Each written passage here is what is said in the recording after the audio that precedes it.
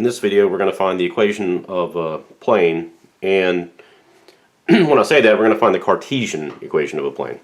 So here are the things we're given. So we have our plane, we have a point P0 that's on the plane. P is an arbitrary point on the plane. And then somehow we just have this normal vector that's a vector that's perpendicular to my plane. So N, we're going to refer to that from here to forth from now on as the normal vector. Okay, remember that normal in math is another name for perpendicular. Okay, so how is it derived? Well, since we know these two things are perpendicular, we can make a vector that goes from P0 to P, and that would mean that the normal vector dotted with P0 to P, well, those things are perpendicular, so that's just going to be 0. Okay? And if I go ahead and just sort of write down what all those things are, N is the vector ABC. P0, P, this would be coordinates of P minus coordinates of P0, so this would be X minus X0, Y minus Y0, and Z minus Z0. And that would be 0. So if I compute the, I forgot the little dot there, if I compute the dot product, we get A times X minus X0 plus B times Y minus Y0 plus C times Z minus Z0 equals 0. Okay, so that's one of the ones you want to remember. We're going to go a step further, and if we multiply all this out and get the constant on the other side, it's going to end up looking like AX plus BY plus ZZ equals something over there. I'll just refer to it as D. Okay, so these are the things that you want to remember. That's how we want our final answer, but this is how we're going to start. Okay, so I got one simple example problem.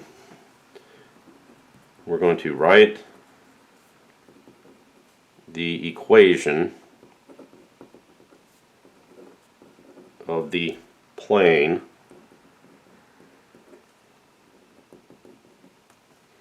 with normal vector.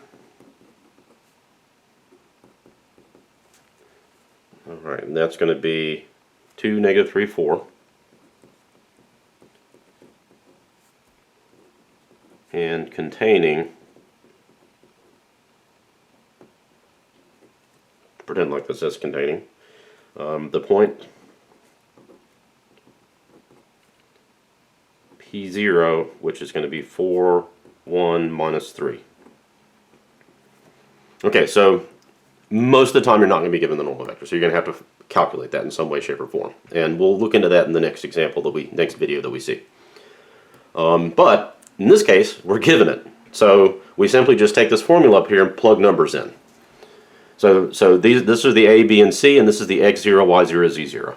So we have 2, X minus 4, minus 3, Y minus 1, plus 4, Z plus 3, and that's all equal to 0.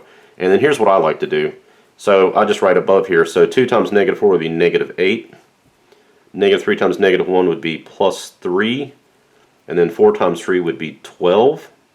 It's positive as well. So that's negative 8 plus 15. That would be 7. And that's on the left side. So when I move over to the right side, it's going to change sign. So my final answer is going to be 2x minus 3y plus 4z equals negative 7. Ta-da!